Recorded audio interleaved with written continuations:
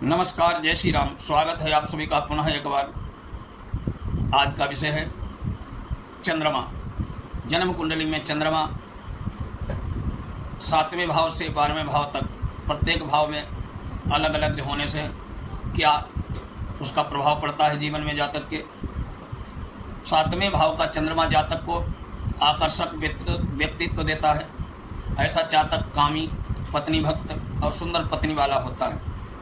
स्त्री जातकों को 7वां चंद्रमा पतिव्रता बनाता है, अथवा ऐसी स्त्री पति के लिए कुछ भी कर सकती है, किंतु दाम्पत्य का सुख जातक को पूर्ण नहीं प्राप्त होता।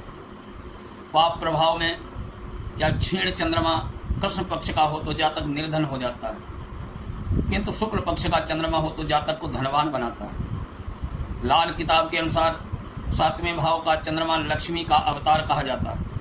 चंद्रमा शुभ स्थिति में हो तो जातक कवि या ज्योतिषी हो सकता है। चाल चलन ठीक रहा तो सिद्ध पुरुष भी बन सकता है। जातक की बुद्धि तीव्र और मन साफ होता है। पुरुष राशि का चंद्र पत्नी के प्रति आसक्ति देता है। स्त्री राशि का चंद्रमा व्यभिचार में आकर्षण पैदा करता है। उच्च का चंद्र दिन द्विभार्यायोग बनाता है। ऐसा जातक पत्नी के जीवन में उन्नति करता है। विवाह के उपरांत उसका भाग्योदय होता है, किंतु पत्नी की मृत्यु के बाद स्थिति उलट हो जाती है। शनि की युति हो तो जातक को पुनर्भू सेकेंड हैंड मतलब दूसरे विवाह वाली पत्नी मिलती है। जातक को गुप्त रोग संभव है। ऐसा जातक ऐसा देखा गया है कि 7वें भाव में चंद्रमा हो तो प्रायः जातक मुसाफिरी के व्यापार में रहता है। ट्रेवल एजेंट जैसी यात्राओं के लिए व्यापार करता है। ये संभावना तब प्रबल हो जाती है जब 7वें भाव में आने वाली राशि भी चर यानी कर्क, तुला और मकर हो। 8वें भाव का चंद्रमा भी कष्टकारी और अनिष्टप्रद माना गया है। यद्यपि जातक की बुद्धि तीव्र होती है, परंतु स्वास्थ्य ठीक नहीं रहता। जातक सदा रोगी रहता है। उसकी आयु कम होती है। जलोदर का रोग या जल से डूबकर मरने का भय रहता है। विशेष पर जब इस भाव में जल तत्व की राशि हो, बावजूद इलाज से बीमारियां छूटती नहीं। अष्टमेश भी निर्बल हो तो जातक की मृत्यु बचपन में ही हो जाती है। शास्त्रकारों ने तो यहाँ तक कहा है कि सभा विद्यते भेषजात शीघ्र पकेत कर विक्रकाय मुद्गोपयाकानी महाव्यत को भीत योगावरी भूता राशो क्लेशक कृत्य कटान्य अष्टमख्या। अर्थात अष्टमश चंद्रमा हो तो जातक के घर में सदा वैद्यों की सभाएं लगी रहती हैं। मूंग की दाल का पानी ही पकता रहता है। अर्थात जल से चिकित्सा होने वाले पांडु आदि लोग घर में रहते हैं। अनेक कष्ट और संकट दुर्जनों से आपदाएं आती हैं। 8वां चंद्रमा सदैव कष्टकारी रहता है, इसलिए 8वां चंद्र बालारिष्ट योग भी बनाता है। लाल किताब के अनुसार 8वें चंद्र वाले जातक का रोग कभी पीछा नहीं छोड़ते। बचपन विशेष कष्ट से बीतता है। जातक की माता भी दुख पाती है। ऐसी जातक को विरासत में मिली संपत्ति का उपयोग या खेतीबाड़ी के काम अशुभ होते हैं। माता, मौसी, दादी, नानी सबके हाल खराब हो जाते हैं। केवल मामा के लिए स्थिति अच्छी होती है या ससुराल वालों के लिए अच्छी होती है। 8वां चंद्र एक ही लाभ है कि कैसा भी अशुभ चंद्रमा इस भाव में हो तो जातक को निस्संतान मरने नहीं देता, अर्थात उसके संतान जरूर होती है। 9वां भाव जन्म कुंडली के 9वें भाव में चंद्र हो तो जातक बहुत बुद्धिमान, प्रसन्न, संतान सुख प्राप्त करने वाला, विपरीत लिंग के प्रति आकर्षण रखने वाला होता है। शुक्ल पक्ष का चंद्रमा हो तो जातक का भाग्य ही उत्तम होता है, किंतु मेघ राशि का चंद्र हो तो भाग्योन्नति में बाधा डालता है। तथापि जातक विश्वास पात्र नहीं कहा जा सकता, बिल्कुल, विशेषकर सेक्स के मामले में। ऐसा जातक सुयोग्य आचार्य पंडित कौशिक जी का मानना है कि स्त्री राशि का जातक हो तो पुत्र देर से बड़ी आयु में प्राप्त होता है। नवमेश दूषित हो या निर्बल हो तो पुत्राभाव भी हो सकता है। लाल किताब के अनुसार ऐसा जातक समाज में विशेष स्थान प्राप्त करता है। धन दौलत संतान आदि सुखों से भरा पूरा रहता है। जातक स्वयं विद्वान न भी हो तो भी शिक्षा का लाभ उसे मिलता है। स्वयं भी वो लाभान्वित होता है। जातक का स्वभाव प्रायः दुखियों की सहायता करने वाला होता है। दसम भाव का चंद्रमा, दसम भाव का चंद्र जातक को पवित्र विचारों वाला, शास्त्रीय विशेष धनवान, परमार्थ में धन लगाने वाला बनाता है।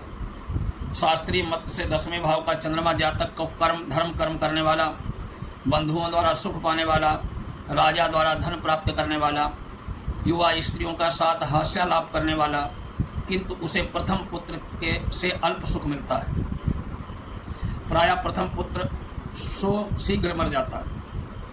लाल किताब के अनुसार ऐसे जातक का धर्मस्थलों, मंदिर, गुरुद्वारा, मंदिर, मस्जिद, चर्च आदि पर जाना उसको शुभ फल प्रदान करता है। परंतु रात्रि के समय ऐसे जातक को दूध पीना अशुभ होता है। पीना ही पड़े तो केसर डाल के दूध पिए। दसमस चंद्र जातक की शिक्षा में अड़चने पैदा करता है। दसमस चंद्रमा यदि राशि का हो तो जातक को व्यापार में अस्थिरता प्रदान करता है। यदि नौकरी हो तो विभाग बदलते रहते हैं। स्थिर राशि का हो तो जातक का संपूर्ण जीवन पुरखों के कर्ज चुकाने में बीत जाता है। दुस्वभाव राशि में भाग्य की दृष्टि से ठीक नहीं होता। चंद्रमा शुक्ल पक्ष का है या कृष्ण पक्ष का, ये भी विचार कर लें। 11वें भाव का चंद्रमा हो तो जातक अधिक संतानों वाला, प्रायः कन्याएं अधिक होती हैं। धनी, दीर्घायु, पर्याप्त सेवकों से युक्त, साहसी, प्रसिद्ध, अच्छे मित्रों वाला होता है।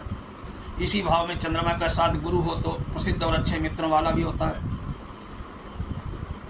और इससे चंद्रमा के साथ गुरु हो तो गज केसरी योग बनता है, जिससे जातक के जीवन में व्यापार के साथ साथ आर्थिक स्तर का भी उत्कर्ष होता है, उन्नति होती है। चंद्रमा यदि अशुभ स्थिति में जातक की नर संतान, जातक की माता साथ साथ नहीं रहते हैं तो झगड़ते हैं। चंद्रमा शुभ हो तो जातक को धन, प्रतिष्ठा, अधिकार, आमदनी खूब होते हैं।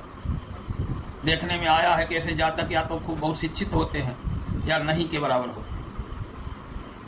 लाल किताब के अनुसार यदि 11वें घर में पुरुष राशि का चंद्रमा हो तो जातक का पुश्तैनी काम छोड़कर नया काम करता है। स्त्री राशि का हो तो नए व पुश्तैनी दोनों कार्यों को करता है और लाभ पाता है। उच्च का चंद्रमा जातक को उच्चाधिकारी, विपुल धनवान बनाता है, परंतु पुत्रों की अपेक्षा पुत्रियां अधिक पैदा होती हैं। शुभ प्रभाव का चंद्रमा जातक को युवा अवस्था में ऐश करवाता है। ऐसा जातक अद्भुत नेतृत्व क्षमता वाला, शत्रुओं के लिए साक्षात काल होता है। परंतु नीच राशि शत्रु क्षेत्रीय निर्बल चंद्रमा हो तो जातक मूर्ख, अज्ञानी, रोगी और घर में ही रहने वाला पसंद करता है और संतान अधिक होती है। 12वें भाव में चंद्रमा हो तो जातक कुटिल, ईर्ष्यालु, कमजोर दृष्टि वाला, आलसी और अप्रसन्न चित्त होता है।